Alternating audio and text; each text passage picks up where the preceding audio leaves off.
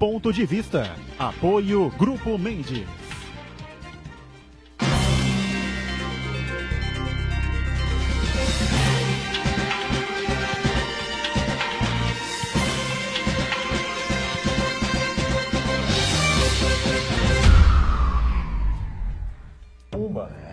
Olá, estamos abrindo aqui o nosso ponto de vista desta segunda-feira, não é? Você sempre conosco, programa ao vivo aqui na Santa Cecília TV, a partir da 1h30 da tarde, horário do almoço, da tradição da discussão política e dos temas importantes que formam aí a pauta da cidade, da região e os temas de interesse nacional também. Lembrando que a gente tem sempre uma reprise, não é? Aqui na Santa Cecília TV, do ponto de vista, também de segunda a sexta, a partir das 20 horas, 8 da noite, não é? Temas importantes ligados aqui ao Estado, à Assembleia Legislativa. Não vai escapar um pouquinho da frustração do empate de ontem da seleção brasileira. E o Tite, hein? Nossa, que amarelado. Eu tenho medo de saber que cor estava a cueca do Tite. Quando ele terminou o jogo, ele foi pro vestiário, viu? Olha, rapaz, Tite se borrou inteiro na estreia da seleção brasileira, viu? Eu não imaginava isso não, achei que ele tivesse mais preparado, né? Mas não estava calejado, né? Eu tenho uma ideia a dar, né? Uma sugestão. Parreira está comentando os jogos na Fox, né? Uma besteira. Pega o avião, né? O PBF gasta dinheiro com qualquer coisa, por tudo e para tudo, paga uma passagenzinha para o Parreira descer lá na concentração da seleção brasileira e tomar um chá de camomila com o Tite, entendeu? Porque ou a pressão do Tite vai subir lá em cima, eu não sei o que está acontecendo aí. Olha, lamentavelmente, a seleção jogou mal, até mereceu vencer, entendeu? 2 lances polêmicos, enfim, mas não justificou, né? Essa é a questão. A Copa do Mundo é complicada, é difícil, acho que ele sentiu o bafo fungar ali no cangote, que ele nunca tinha imaginado que a coisa era tão feia assim. Deputado estadual, que também é ligado em futebol, não é? Torcedor fanático, conselheiro do Santos, está aqui com a gente, Caio França, que pertence ao PSB, participando conosco, com certeza também meio frustrado, né? A Copa do Mundo já está meio assim, né, deputado, no Brasil, né? Tem aí algumas emissoras de TV, cabeças de rede, forçando a barra porque compraram os direitos de transmissão, né? Então querem passar aí para o Brasil uma imagem que não existe, né? Não há clima de Copa absolutamente algum, né? E com a seleção jogando daquele jeito. Tudo bem, deputado? Prazer rever. Muturão, boa tarde aos amigos aqui da mesa também, em especial quem nos assiste. Um prazer retornar aqui, pós frustração aí do primeiro jogo, mas espero que possa ter sido o primeiro. Parece que em outras Copas que o Brasil foi campeão também, começou empatando. Então, quem sabe a gente não tenha sido essa mesma cisna aí de começar de maneira ruim a Copa e depois engrenar no meio do caminho. Mas falando do Tite, a quem eu admiro muito, achei que as substituições dele foram mal feitas, né? Pô, Renato Augusto e Fernandinho, pô, eu não sei, eu acho que precisa de alguém um pouquinho mais incisivo ali pra frente. O dia não estava inspirado também pra ninguém e também com o Tite não foi diferente. Mas é um prazer retornar aqui, falar de política, das ações aí na Assembleia Legislativa. Iberê Cirda, professor Iberê, especialista em marketing político, conosco aqui também em mais este ponto de vista. Tudo bem, Iberê? Tudo, é um prazer. Principalmente ouvir o seu comentário sobre o futebol aí, com muita propriedade. Aliás, vou recomendá-lo aí. Eu conheço da mortadela, meu amigo. Participe desses outros. Aí a Globo tá aí, ó. Conheço mais um bom comentarista. Eu conheço mais de futebol, mais do que 90% desses caras que você ouve aí diariamente nas emissoras, principalmente abertas, os netos da vida, esses remelecos aí, viu? Eu fico feliz, mas eu acho que nós temos que pensar sempre que o futebol de hoje é business, é negócio. Ninguém está lá para defender país nenhum. Quem está lá já está com seu burro na sombra. Se somar o salário desses jogadores aí, eles não estão muito preocupados, não, se o gasolina, o caminhoneiro, nada disso. Em contrapartida, esses outros times menores, né, de menor projeção, é uma grande vitrine aí para o cara sair de onde ele está, daquele salário mínimo, e tentar ir num campeonato maior, mais poderoso, um melhor contato. Então, você viu a atuação do Cristiano Ronaldo contra a Espanha? Sim, Você não pode dizer isso. Não. Claro que não. Eu não sou O comentarista. Cristiano Ronaldo deixou sangue no campo. Mas o Ronaldo é fugida atípico, né? de Portugal. Toda partida dele é assim. O Messi saiu revoltado, cuspindo, marimbondo por todo lado, por ter desperdiçado aquele pênalti. O México, eu discordo. Vamos colocar dessa aqui, teoria, pô, acho que não é por aí, não. O dia não foi tão ruim ontem. O México jogou bem, muito contra a bem. Alemanha, vencendo os atuais campeões mundiais. De qualquer jeito, ainda bem que comentário mesmo de futebol, cada um tem o seu. Eu acho que o Cristiano Ronaldo é um homem focado em qualquer partida. Até acho que em pelada dentro da casa dele, ele joga do mesmo jeito. Não, Messi também ele é objetivado, ele sabe o que ele quer fazer, tem lá suas limitações, mas é um cara que produz alguma coisa. O resto, como dizia lá atrás, né? É tudo enceradeira. Nego roda para tudo quanto é lado ali e pega a bola e volta e vai para o campo. E assim nós estamos indo. Esta é a minha visão. Por esta razão é que eu fico numa bancada discutindo, às vezes, tentando, pelo menos, discutir política, futebol, embora tenha lá algum histórico, eu não me meto, não. Eu vou deixar para o Boturão, que tem uma sabedoria grande no futebol. Cristiano Ronaldo é complicado, né? Ele está iluminado, realmente, o momento é favorável, ele merece, porque é realmente focado. Eu vi uma entrevista do Filipão na ESPN uma vez falando dele, entendeu? O cara treina 12 horas por dia, tem metas a bater, metas a cumprir, quer ser melhor do mundo, artilheiro do mundo, ganhar a Copa, ganhar não sei o que e tal. E tá certo ele, parabéns, a gente tem que aplaudir mesmo, entendeu? O cara que se contenta, a tendência... A psicóloga Sônia Román, que foi, inclusive trabalhou no Santos durante um bom tempo, deixou bem claro isso aqui, né? O grande problema desses jogadores que saem do Brasil para a Europa alcançou a meta, o cara esvazia os pneus, entendeu? Depois acaba, né? O Neymar já é um outro Cristiano Ronaldo, embora as pessoas não gostem do Neymar, né? Hoje o Neymar está focado, ficando antipático, que pinta o cabelo, que é mascarado, que isso, que aquilo e tal, não sei o quê. Mas o Neymar tem foco, quer ser o melhor do mundo, quer ser o artilheiro, quer ganhar a Copa, isso, aquilo e tal. Mas, É verdade. O esquema da seleção brasileira está meio equivocado. A seleção brasileira já disse aqui, não tem jogo de meio campo. A seleção brasileira não tem meio campo, né? Infelizmente, nós vamos ter que viver com isso aí até... Esse focado do Neymar aí dá-se também pela assessoria que o acompanha. Também. Com certeza. Com certeza lá, a turma é boa, né? Mas ele tem sangue nos olhos. Infelizmente, ontem jogou mal, jogou errado, né? Buscar a bola atrás. Você que é boleiro sabe o que eu tô falando, né? Mas também vamos lá, foi um dia, né? O Tite tem feito um trabalho muito legal na seleção, enfim, a seleção perdeu um jogo até agora, em 20 jogos comandados por ele, então vamos também dar um crédito para ele. A ansiedade, imagino que deva ter contaminado também todo mundo. Você pega não só o Neymar, mas o Marcelo, que é um baita, melhor lateral do mundo, disparado, não foi bem ontem também. Então, ontem não estava um dia muito bom. Acho que os próximos, agora contra a Costa Rica, a gente vai faturar e com tranquilidade para o último jogo. Fernando Chagas participa conosco também, cientista político, mais uma vez aqui no Ponto de Vista. Tudo bem, Chagas? Tudo bem, olá amigos, um abraço a todos, em especial aos telespectadores. Além da perplexidade do Tite no banco de reserva, que me assustou, parece que ele estava perdido ali naquele jogo. Não foi o que me assustei, ele que estava assustado com o poder da Copa do Mundo. Tirando essa coisa que mais me impressionou foi o susto que o Tite tomou. População brasileira, pela primeira vez eu vejo ela mais desinteressada do que interessada na Copa do Mundo. Talvez seja a realidade do Brasil hoje, que é muito forte. Poderia pegar se o Brasil entusiasmasse, mas ontem o Brasil não entusiasmou. Como o deputado falou, vamos aguardar Costa Rica, para ver se o brasileiro, pelo menos nesse momento de Copa do Mundo, se diverte e expande toda a sua alegria, como sempre foi. Mas hoje eu vejo o brasileiro, como nunca vi, desinteressado pela Copa do Mundo.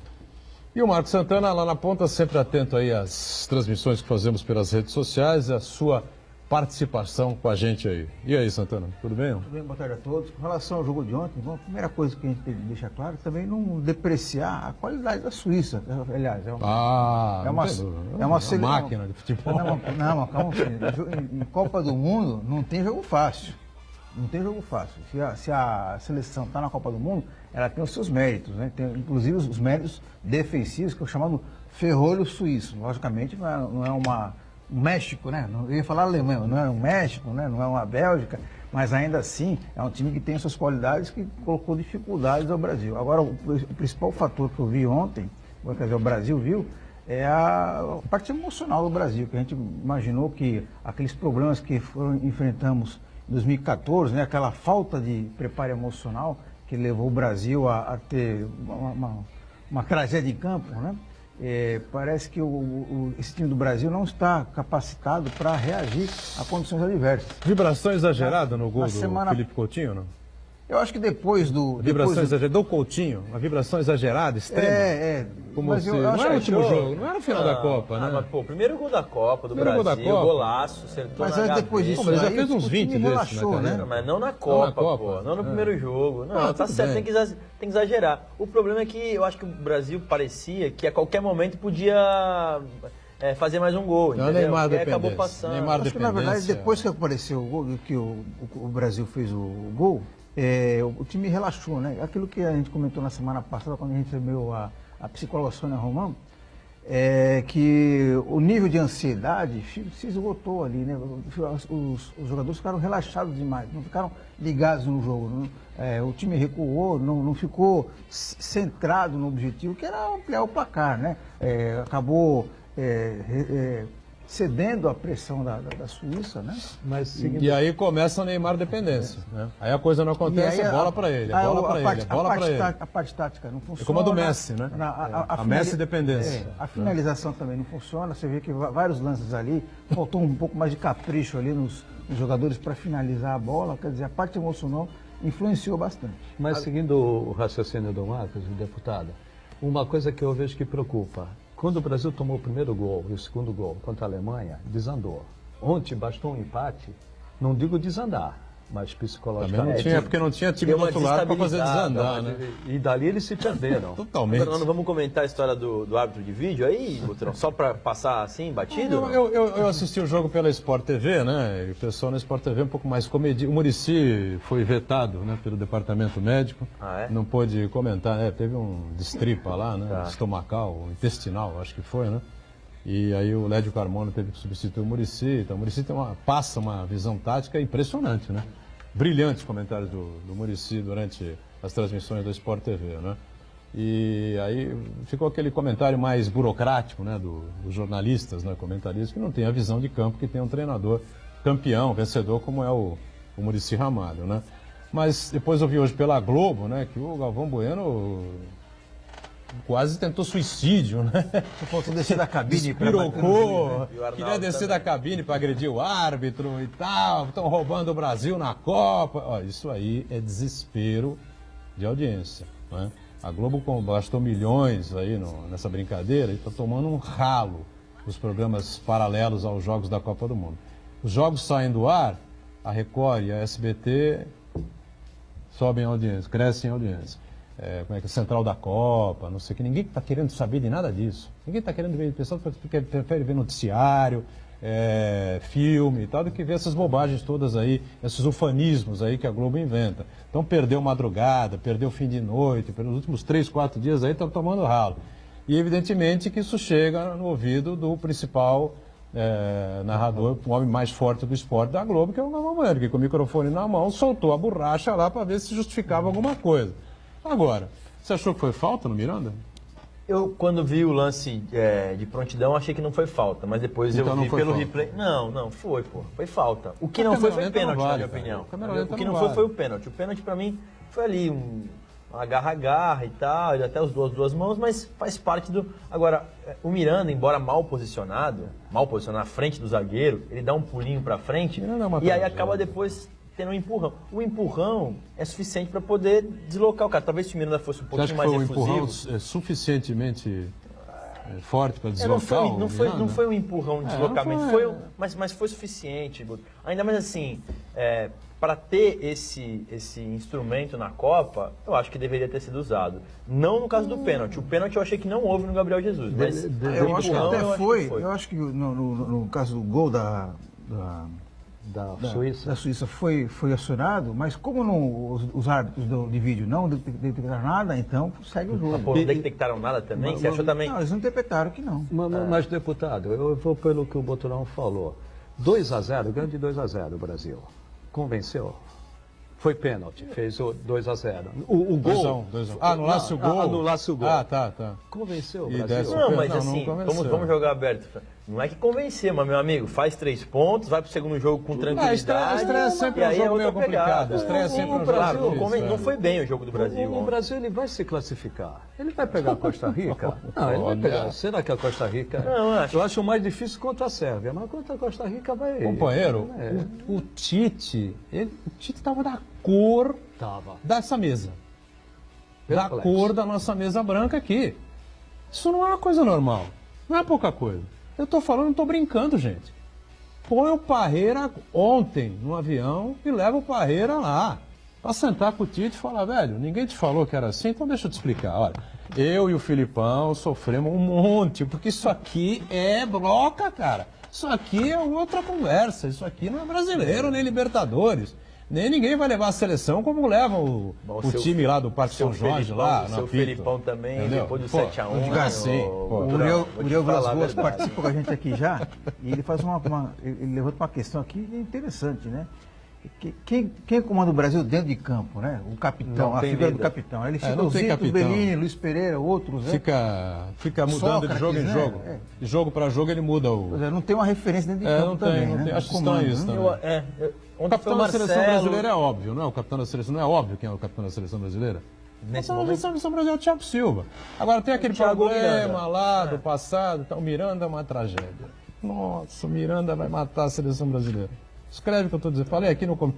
Paulinho, Miranda, Paulinho Renato você acha mal Augusto. também? É horroroso. Que isso? Horroroso. Terceiro reserva do Barcelona. Vou falar mais na minha área, que é isso, máquina que política. isso. Puta, terceiro reserva do... Paulinho não joga no Panamá, pô. Não joga na Costa Rica. O Iberê já foi goleiro de futebol de Senhora. salão. O goleiro ali também poderia ter saído. Exatamente. O Alisson, concordo. eu também Gênero número grau, com você. Eu também acho. O goleiro também se omitiu no lance. Errou ali, tinha um 8 em volta da bola. O cara tá sozinho ali no meio. É verdade também. O Alisson podia ter saído, metido um soco na bola e resolvido o Tem um problema. Tem metro razão. dele, pô. Só que isso não apaga o Mas empurrão. não, Isso não apaga o empurrão. Teve um empurrão. Gente, Se mas não o foi Brasil- suficiente, eu acho que foi suficiente para poder deslocar o Miranda. Ele não chegaria, Não, na minha ele cabeça, nem de nenhum pula, jeito. ele não pula. Nem com empurrão, nem sem empurrão. Bola Mas o parada, cara empurrou. escanteio, né? Bom, aí teve aquelas brincadeiras que o pessoal faz, né? Agora- Tem aqui o resumo da primeira rodada que me passaram ontem aqui.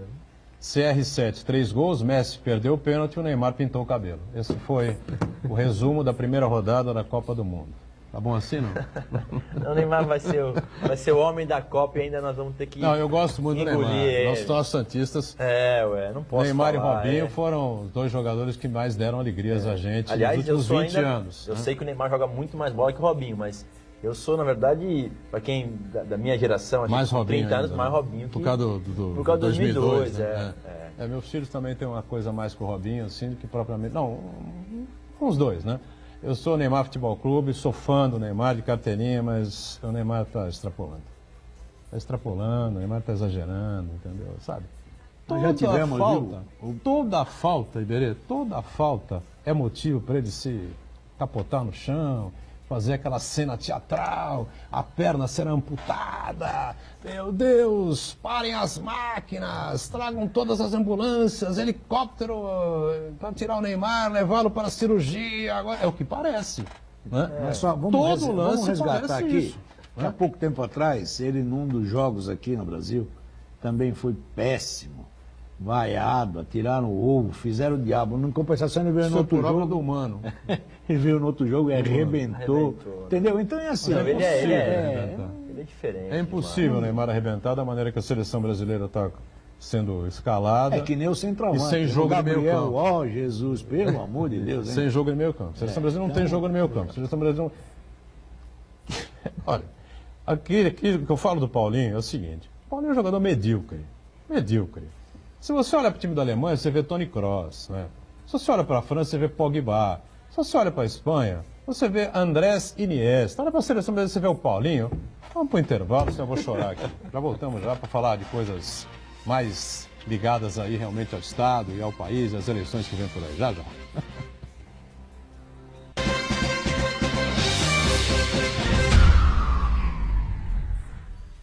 Existe um lugar em Santos onde você encontra os empreendimentos mais fascinantes da região. Um lugar amplo, aconchegante, feito para oferecer o melhor atendimento para você. Um lugar que reúne as melhores opções residenciais e comerciais nos bairros mais nobres de Santos. Um lugar que a gente nem precisava dizer, porque você já sabe. Central de Vendas Grupo Mendes, Rua Guaiaó 55, Aparecida. Venha fechar um bom negócio para abrir as portas do seu novo lugar. Santa Cecília TV no canal 52.1 HD. Se você ainda está com dificuldade de sintonizar a Santa Cecília TV em alta definição pelo sinal digital, você precisa escanear os canais da sua TV através da autoprogramação no seu controle remoto. É bem simples e você sintoniza os nossos programas com qualidade digital, de imagem e som, sem pagar nada por isso. Santa Cecília TV 52.1. Escaneie e sintonize a maior programação regional da sua TV em alta definição. Poliesportivo Unisanta, cuidando do seu corpo e da sua mente. Natação a partir de 2 anos e meio, capoeira a partir de 3 anos, voleibol, hidroginástica, musculação, basquete, futsal, karatê, judô, handebol e tênis de mesa. Equipamentos modernos, piscina olímpica aquecida e professores especializados. Mensalidades a partir de R$ 48,00. Poliesportivo Unisanta. Informações 3202-7126.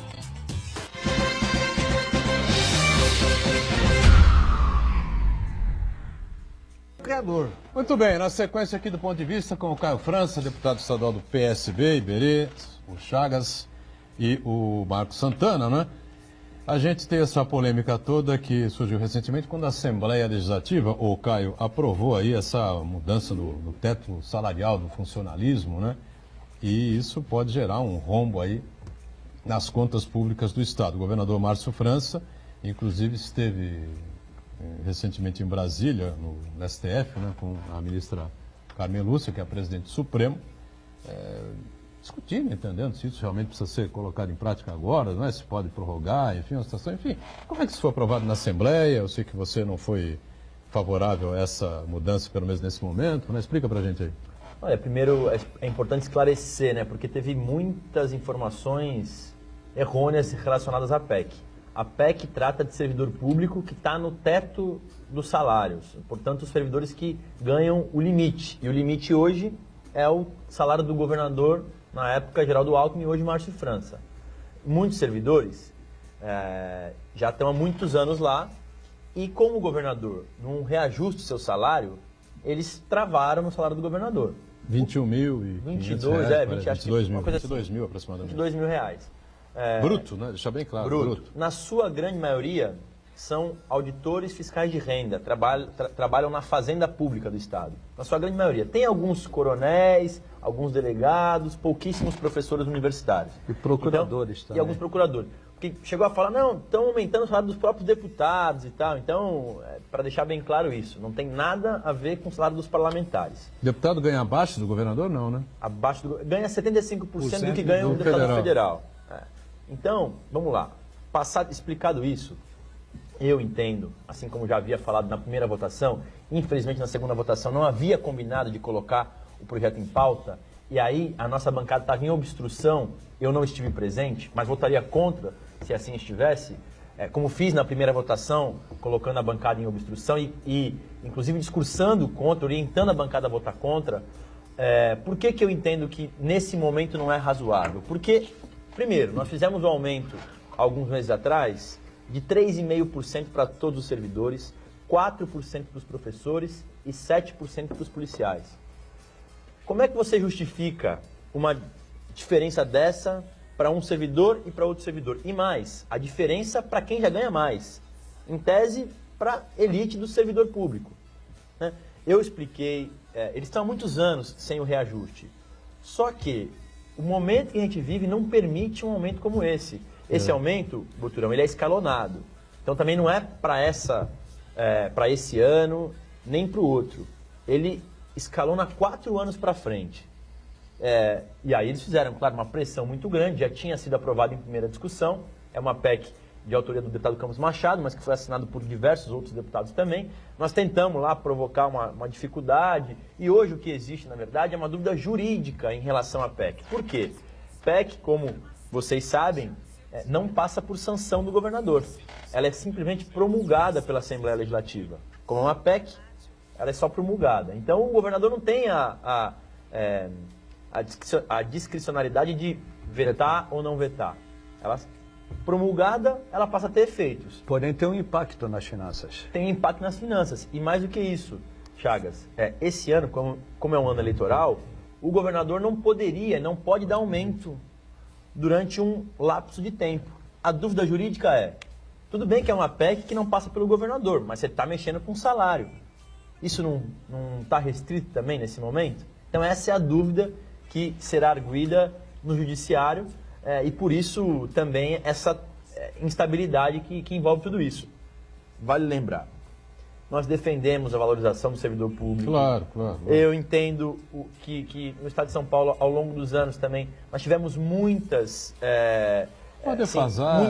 defasagem. Só que, primeiro, há outras categorias que estão mais defasadas. E, número 2, o momento não é propício para um aumento que vai significar, no final de 4 anos, Buturão, R$1 bilhão Mas também por que ano. adianta você dar reajuste, aumentar o salário, eu falei isso aqui várias vezes. Aí chega no final do mês, o cara não recebe. Boturão, deixa eu só... Em outros estados, em por outros exemplo, estados, tudo bem, o cidadão sim. do mesmo nível de um funcionário público do estado de São Paulo ganha 40% a mais. Só que chega no final do mês, amigo, o salário não cai. É bom lembrar que, Não recebe. antes de Aqui Belém em São entrar, Paulo cai. essa PEC, fazendo a defesa, não estou fazendo a defesa aqui, mas é importante ilustrar para que todo mundo possa ter conhecimento. Essa PEC, ela já existe nos demais estados do Brasil. O estado de São Paulo foi o último que estava segurando O aqui, teto travado. é o salário... Então, para explicar, né? O teto desvinculou do governador e passou para o presidente do Tribunal de Justiça, que ganha R$33 mil. Isso. O curioso disso tudo, fora todas essas justificativas de um país com 15 milhões de desempregados, é que essas discussões aparecem sempre próximas ao processo eleitoral. Então me parece que ela vira uma bola dentro do processo eleitoral. E isto fica um rescaldo que nós estamos discutindo aqui. O funcionalismo tem 10% aqui em Santos. Todas essas discussões, no meu ponto de vista, ela é inapropriada pelo momento, mas ela está sendo útil ao conceito político. Muita gente que está votando a favor ou contra está cobrando lá atrás, né, do funcionalismo. Então, assim, há que ter frieza para se encarar qual é a estabilidade econômica e financeira do Estado. Nós temos possibilidade? Temos. Nós não temos possibilidade, não adianta. Não adianta ficar fazendo política o chapéu dos outros. Que vai ficar 4 anos endividado, não pagando, né? É preferível que você receba menos sempre Mas receba. do que receba. Então, esta coisa me parece um pouco de uma jogada política. E teve também, deputado, uma confusão danada. Todos os municípios vão aumentar o salário dos seus servidores. Não é assim.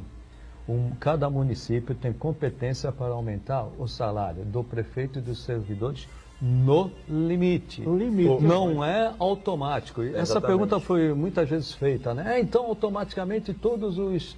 Ô Chagas, você sabe que, inclusive, na própria PEC, erroneamente também, constava os municípios. Constava os municípios. E agora, aí sim, a Justiça revogou esse ponto dos municípios. Porque mas a competência do município. A competência do legislador municipal, enfim. Caso do município de Santos, uma lei complementar tem que ser encaminhada para a Câmara para ser aprovada, E o que acontece é o seguinte, a grande questão que está colocada, e foi uma das falas que eu fiz na primeira votação, quando eu tentei travar o andamento da PEC. Hoje, a gente tem aí uma pressão muito grande dos sindicatos. Você sabe que as assembleias legislativas, não só a nossa, mas a das demais, como ela tem uma restrição de competências muito grande, ou seja, não pode legislar sobre os temas mais quentes, porque isso cabe ao Congresso Nacional, nós ficamos na Assembleia, muitas das pautas se referem ao servidor público. E o servidor em São Paulo, como a gente falou aqui já, está muito defasado há muitos anos. Só que como é que você agora vai conseguir garantir paciência a esse servidor, sendo que nós acabamos de aprovar esse aumento para quem já ganha mais? Então, essa é uma das pautas que daqui para frente, muitas PECs terão mais força, terão engajamento das suas categorias por conta dessa PEC. Se pôde para um, Por que não pode? Deputado, E assim por diante. E esse episódio aí evidencia o poder de pressão de pequenas corporações Com certeza. dentro do serviço público que vai fazer praticamente o corpo a corpo. O poder público ser refém,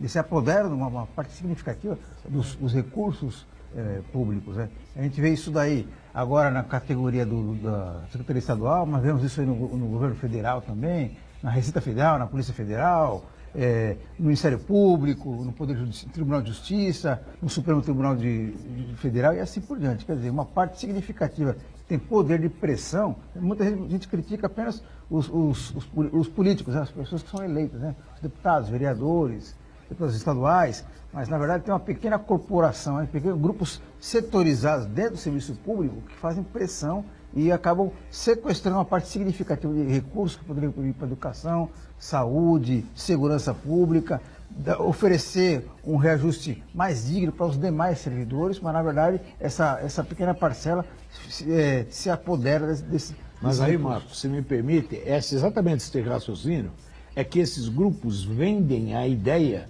de prejudicar aqueles que não estiverem com eles politicamente. Então ficam soltando listinha de quem é contra, de quem não gosta. Isto vai para o campo do político eleitoral. Então é um momento que é complicado. Não está se tendo serenidade para entender o quê? Qual é a realidade de cada um desses grupos que estão lá. No entanto, todos esses grupos com poder de pressão político. Esse é o grande problema. E convivem com o deputado, convivem com o prefeito, convivem com o governador. E eles fazem muita pressão, eu sou servidor público, eu sei como que funciona essa pressão. A minha dúvida, professor Iberê e deputado, fez a pressão e estão há muito tempo sem receber um aumento razoável. Merecido esse aumento razoável, até com o servidor público eu defendo isso, mas não era o momento. Agora, qual professor Iberê? Os deputados que votaram a favor contentaram os servidores, mas descontentou a população. É lógico. Foi a gente falava isso, olha, a pauta é negativa para a Assembleia, pauta bomba. Só que aquele ambiente da Assembleia, e aí também é de se falar, eles ocuparam a Assembleia durante meses, ocuparam a Assembleia. Todos os dias estavam lá pressionando seus deputados. E eles estão fazendo, na Secretaria da Fazenda, estavam fazendo aí uma operação quase que tartaruga, para quem conhece aí. Então, eles não estavam fazendo a sua função de maneira plena. Então, agora tem aí a parte que eles estão dizendo que vão fazer com mais vigor todos as suas atribuições e tal. Mas mesmo, contudo, é o que a gente falou, assim, o momento não é nada adequado para uma aprovação dessa. Tem um vacatio legis, aí tem um período de que para que não entre em vigor ainda e tal. Tudo bem, mas uma hora chega essa conta, né? É uma conta que chega.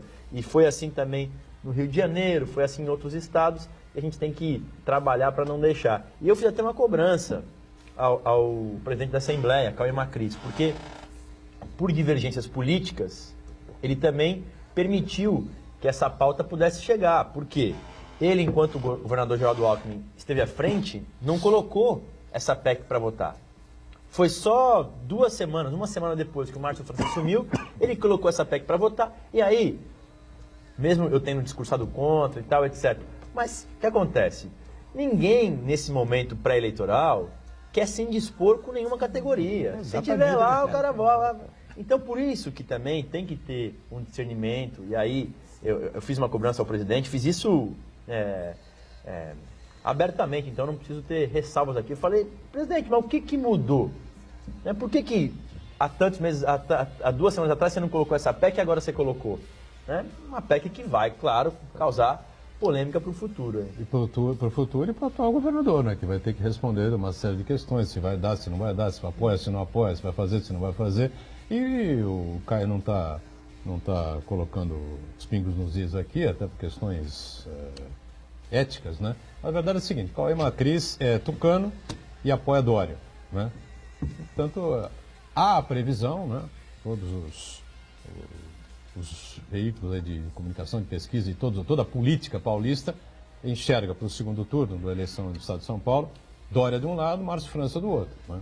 Os dois devem chegar ao segundo turno. Essas são as previsões que são feitas aí. A tendência é A essa. tendência basicamente é essa. João Dória do PSDB e o Márcio do PSB disputando esse segundo turno, que deverá ser bastante difícil, né? Bastante disputado mesmo, né? E o Cauê Macris resolveu jogar uma bomba lá para o Márcio se virar, tá certo? Enquanto o Alckmin era governador, evidentemente, inclusive, jamais ia desafiar a figura do governador colocando uma pauta dessa. Agora, o Chagas lembrou bem, entendeu? Os deputados que votaram a favor vão ter que se ver também com a população. Num momento como esse, na situação como o país está, a economia desse jeito, todo mundo procurando emprego e não conseguindo, né? E rezando para manter os seus empregos, né? E vem um aumento salarial aí, como o Caio disse, não é para hoje nem para amanhã, mais à frente, enfim, mas vem, né? Para o funcionalismo público, quem votou a favor também que se vire com o eleitor que lê jornal, né? Que vê internet, que acompanha essas situações todas, né? Foi não. Mas é isso. E de uma forma geral, se fosse essa pretensão política, que eu acredito que foi, deputado, também uma pretensão política, indo pelo lado jurídico, a tendência hoje é de suspender até o fim do ano, porque não pode ter aumento, mesmo que não seja do Executivo, seja da Assembleia Legislativa, e a mesa que promulga, ela deve ficar suspensa, porque de qualquer forma a legislação veda que o aumento no ano da eleição não pode ter. Então, quer dizer, foi uma jogada política para melhorar a situação dos servidores e também uma situação política para favorecer um lado e prejudicar o outro, porém não vai ter efeito prático no momento. E no futuro, o impacto é significativo nos cofres públicos. Mas, o Chagas, o que menos importa quando se discute nesse aspecto é a consequência que vai dar para o Estado e para a população. Isso para ele está, eu disse no início, politizou-se. Politizou-se. Entendeu? Então virou um tema político, que coloca um na parede e o outro um pouco mais à frente, com o intuito de prejudicar A, B ou C. O que menos preocupa aí é a população, é o Estado, são as finanças, a saúde do Estado. Nada disso. Nós estamos querendo jogar o quê? Para a plateia e dizer que o político A ou o político B é que está certo e que está errado. É lamentável que o Brasil todo é assim. Em Brasília, na Câmara Municipal, em qualquer lugar, ninguém está muito preocupado, além da porta de onde eles estão discutindo. E essa é uma preocupação, deputado, que nós temos debatido aqui, né? Muitos políticos estão indo para a frente das câmaras mostrar um mundo maravilhoso a partir de 2019. Poucos têm esse cuidado, de dizer, olha, quem assumir 2019 vai ter um Estado geral, não é o Estado de São Paulo, o Estado do Brasil, a nação quebrada. Vão ter que tomar ações que vão, se for realmente consertar o Brasil, aumentar tributo e diminuir despesa. Diminuir despesa compromete serviços públicos, aumentar tributo, o brasileiro já não aguenta aumento de tributo. Mas está todo mundo falando um mundo de maravilha, poucos têm essa postura de chegar na Assembleia e falar, não vou votar por isso com seriedade. Acho que está faltando esse bate-papo direto com o eleitor, falar a verdade com o telespectador. Porque senão, professor Iberê, não se sustenta também. Sem dúvida. São 5 mil funcionários que são beneficiados direto dessa PEC. 5 mil. E qual é o total de funcionários públicos? Olha, não posso lembrar, eu diria que deve ter uns 300 Não, 300 mil? Que mais, muito mais. São 300 100 mil mil? policiais, pô. 300 mil. São 100 mil policiais, para mais ainda, hein? 300 mil diretos, eu diria, pelo menos. É o de Estado funcionários inteiro, do né? Estado? Não, brincadeira não. Bom, o governador esteve em Santos, né? No dia 13, né? Foi quarta-feira? Foi quarta-feira, uma excelente agenda, Foi inclusive. uma bonita agenda, participação importante. Cumpriu a lei. A lei da Thelma, né? É da Thelma. Deputado estadual. José Bonifácio. A deputada estadual Thelma de Souza criou essa legislação, trazendo aqui para Santos, no dia de José Bonifácio, 13 de junho, o governo do Estado. E só o Cláudio Lembo cumpriu, né? Quando substituiu o Alckmin. Serra não cumpriu, o próprio Geraldo também não cumpria. E o Márcio França fez questão de cumprir, homenageando a cidade. E aí, eu disse pra gente, eu não queria discutir a história da ponte aqui. Né? Não queria debater. Foi anunciado, o Márcio anunciou, evidentemente, a Ecovias o Tribunal de Contas liberou, não é isso? Isso. A Ecovias vai poder, então, criar o projeto e, por conta desse aditivo de mais 8 anos, com o sistema Anchieta Imigrantes, na gestão do sistema Anchieta Imigrantes, fazer a obra, essa ligação seca da Anchieta com a Piaçaguera, não é isso? Mais ou menos por aí, essa questão. Já veio a Associação dos Engenheiros e Arquitetos de Santos dizer que não é, está tudo errado, isso é brincadeira e tal, não tem como uma obra desse porte custar mais barato que o túnel, se conta isso, o governo não sabe fazer conta, então não sei o que, vamos explicar. Eu sabia que não era o ideal você fazer a ponte Santos-Guarujá, uma ligação seca Santos-Guarujá, você tem que entregar e falar que, gente, está pronta, acabou. Não tem como mais, o cara vai lá e bota, faz assim, ó. Que é uma lenda urbana de 60 anos, não é? Por aí, 70 anos, eu não sei, tá certo?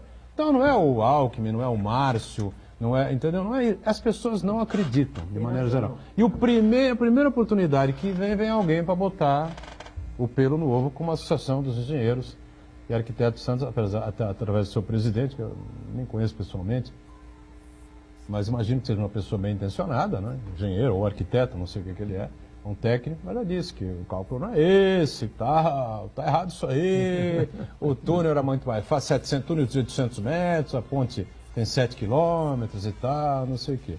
Mas eu acho que o Márcio não tinha como fugir, né? Não tinha como fugir e também, um projeto dessa magnitude, você não tem como não anunciá-lo, porque vai publicar em diário oficial, vai falar, não toco no assunto, não tem jeito. Vai falar o que teve de mudança real primeiro, voltamos a falar e a efetivar o projeto da ponte, e segundo, é uma obra que é da iniciativa privada, portanto, a agilidade que o governador Márcio França tem falado na obra é por conta da modalidade, né? Não terá recurso diretamente público. Nós vamos fazer uma modalidade como está sendo feito aqui a entrada da cidade de Santos, onde a concessionária amplia o seu período de concessão em troca de investimentos. Nesse caso, o investimento da ponte ligando as duas cidades, que de fato é uma lenda, portanto também não cabe muito ficar falando aqui, mas num novo trajeto aqui, né? Como você falou, Piaçaguera, Anchieta, do lado de cá.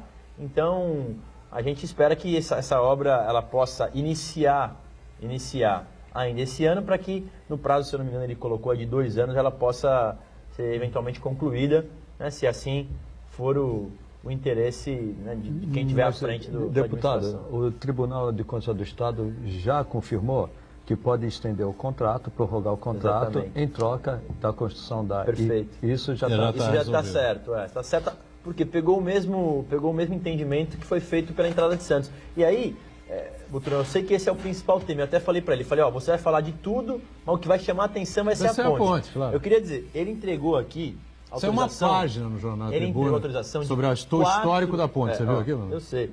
4 conjuntos habitacionais aqui para a cidade de Santos. 4 novos conjuntos para Santos. Fez autorização do 4º Bom Prato no DIP da Vila Gilda. Fez 4 milhões de recap só para Santos, como era um dia especialmente de Santos. Fez o que faltava da parte de drenagem da obra da entrada de Santos. O governador veio aqui, o Alckmin na época assinou, faltou a drenagem. O governador Márcio França fez. Conseguimos a ampliação, e esse nós insistimos muito pelo trabalho, do custeio dos estivadores, em mais R$1 milhão a mais por mês do governo do Estado. Tudo isso foi feito também. Só que como a obra, né, a história da ponte, ela é sempre o principal, o resto acabou passou por cima. Mas essas questões foram muito referenciadas. Com relação ao recap, Buturão, é somente morro. Vamos fazer esses 4 milhões, vai ser tudo para o morro aqui da cidade de Santos. Então, a população dos morros aqui, de todos eles, serão beneficiados diretamente. Aí nós trabalhamos diretamente em cima para que isso pudesse ser concluído. Mas, deputado, fique absolutamente tranquilo que ele falou da ponte e foi criticado. Se ele tivesse vindo aqui, feito tudo isso que foi falado, e não tivesse tocado na ponte, a crítica seria, e a ponte, governador? Então não adianta, agradar gregos e troianos está difícil. É que não tem jeito, entendeu? Aliás, ninguém admite, ninguém consegue entender como é possível, né? Nos últimos há 60 anos, né, ninguém tenha feito essa ligação seca. Sim. Há 50 anos não se tenha feito essa ligação seca. Há 40 anos não tenham feito a ligação seca. Aquela maquete, não fizeram. E aquela maquete do Serra marcou muito. Peraí, eu já falei isso no outro programa. Do Justo. Então. Eu já em 2. Eu tive a do Justo, que era o túnel. Eu, na época, fazia parte do governo. E apresentamos uma maquete do túnel no Mas o túnel não era ali, né? Não era ali na Rodrigues Alves. Né? Aí, assim, e também era o diretor executivo da AGEM quando o Serra veio lançar a maquete estava eu do lado e tal. Então, é assim, e vira uma lenda mesmo, porque todo mundo fala. Hoje, a internet te leva ao mundo, você vê pontes sendo construída em um ano, a funda aqui aparece na China, não sei como, e o nosso nós não conseguimos aqui. Então, esta coisa fica muito interessante, né? Então, já apareceram o bolo de noiva, já teve foi projeto nisso aí. O que a gente espera na região é que saia, só isso. Agora essa é uma lógica naquele dia. Eu acho que vai sair. Essa é uma lógica até com a ligação, porque você não pode esquecer que você tem aqui o maior porto da América Latina. Precisa avisar a União, entendeu? O quê? Que é o isso 10º município, você a disse. União. A União, que é dona do porto. Vamos para o intervalo, voltamos na sequência aqui do Ponto de Vista, já.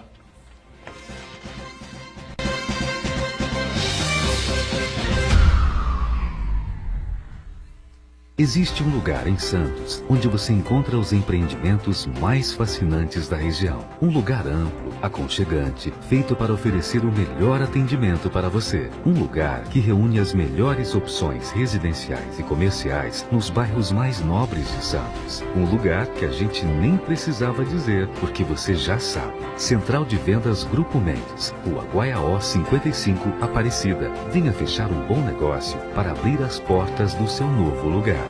A sua música.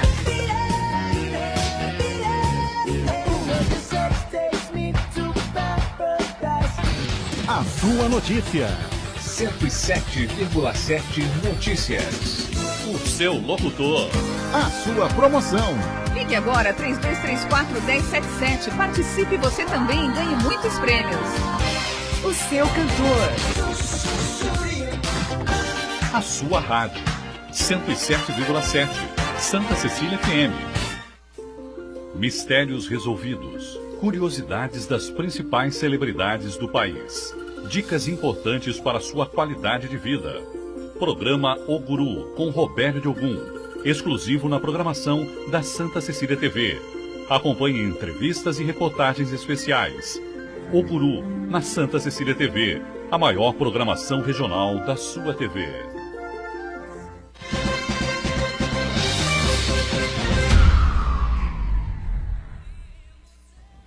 Muito bem, sequência aqui do nosso ponto de vista, lembrando que o PP, Partido Progressista, fechou aliança com o governador Márcio França na sexta-feira, né? E é mais um partido agora, são 18, não, 15 partidos. 15 partidos sustentando a candidatura à reeleição do Márcio França, né? O Democratas fechou com o Dória, Paulo Scaff está meio isolado ali com o MDB, e o PT com o Luiz Marinho.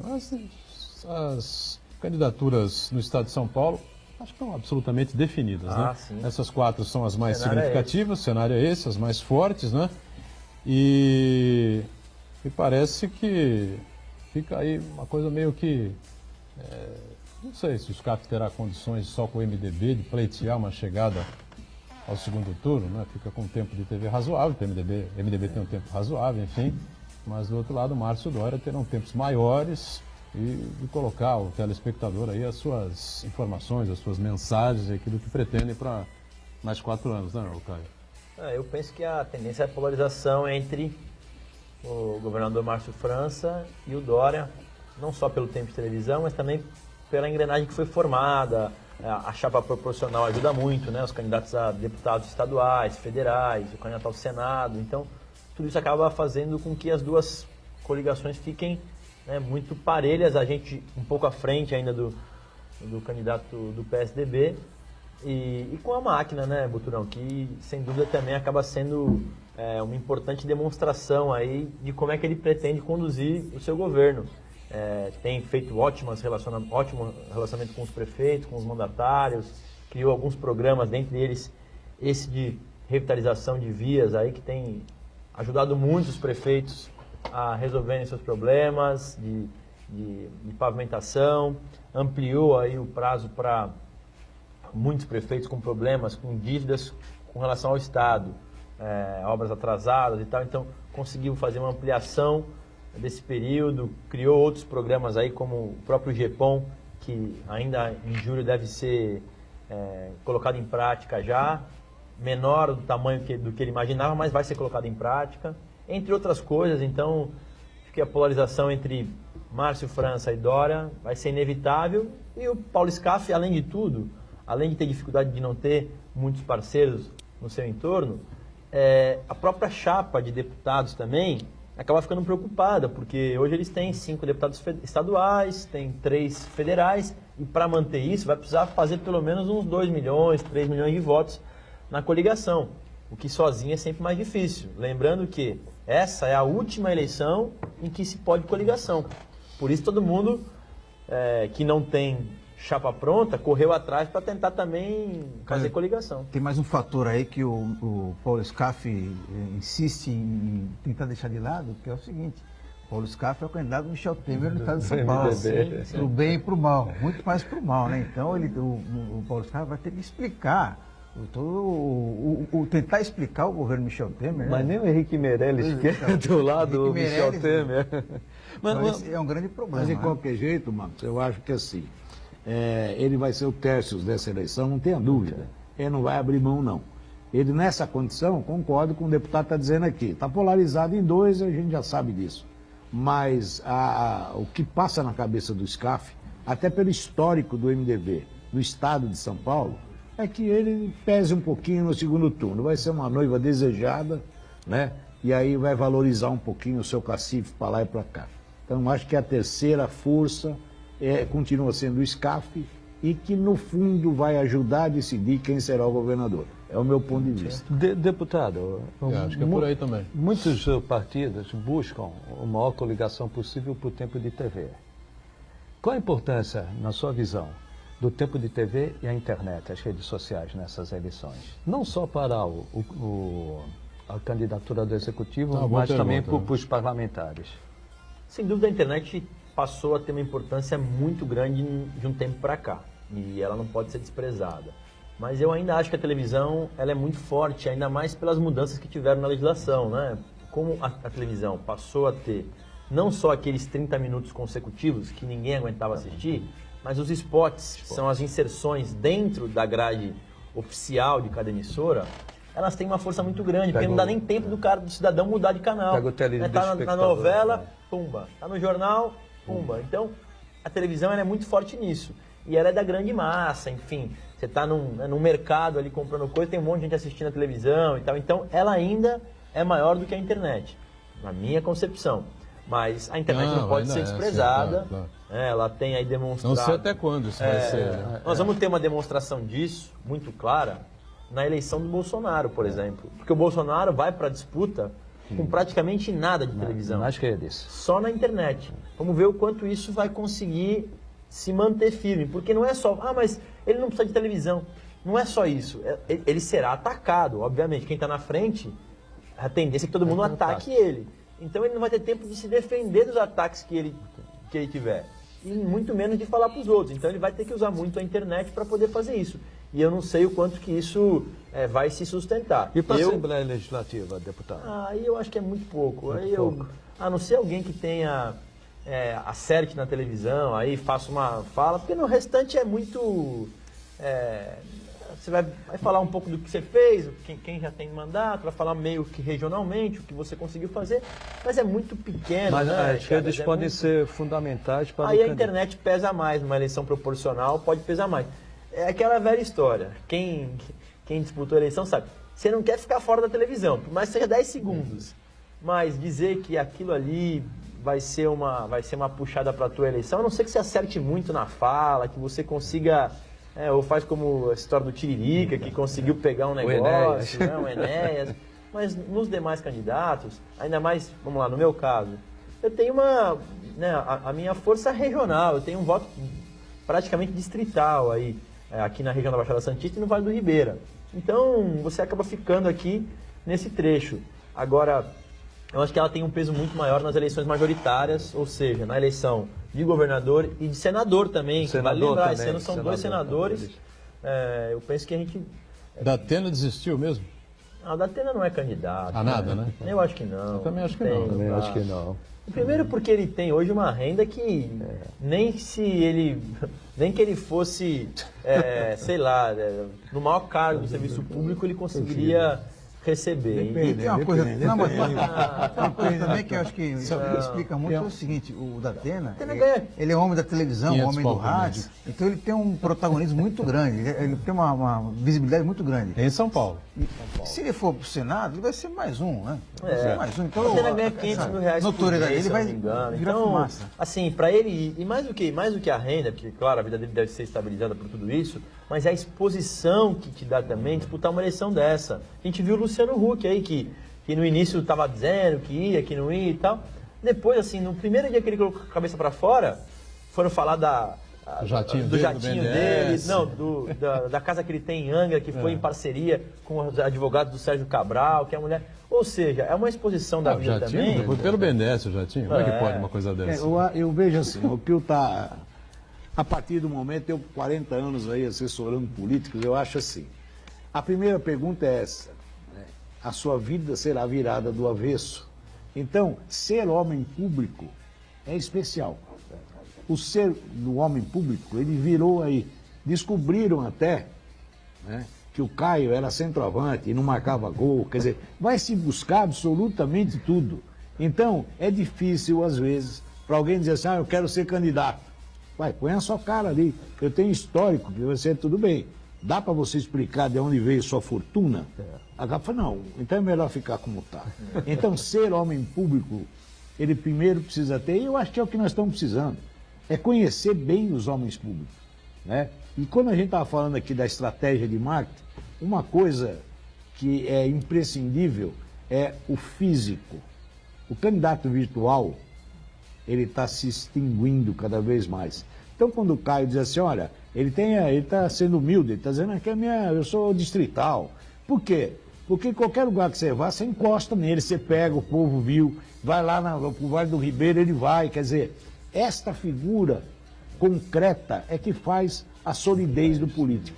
Então, aquele que é eminentemente virtual, internet, YouTuber. Esse também, ninguém sabe se existe ou deixa de existir. Né? Agora E também, desculpa, Botura, mas há uma tendência de que tenham muitos youtubers no processo, então vai ficando muito profissional gente, a história da internet. E aí você vai entrando no meio onde tem muita gente já. Por isso que eu, como o Iberê falou aqui, nada melhor do que o contato, você tem o contato com as lideranças, as pessoas que falam por você, que levam o teu nome, que está presente, tem trabalho. E fundamental. Tem um deles aí que não vai ter jeito.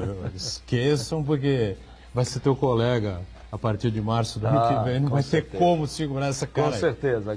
Mas aí que tá, depois vai se ver o que ele realmente vai tentar fazer. Eu só falei do Datena, por todos, viu? a força do Datena no estado de São Paulo. O Datena é famoso em São Paulo, porque agora estão inventando que ele seria candidato à presidência da República pelo Democratas, né?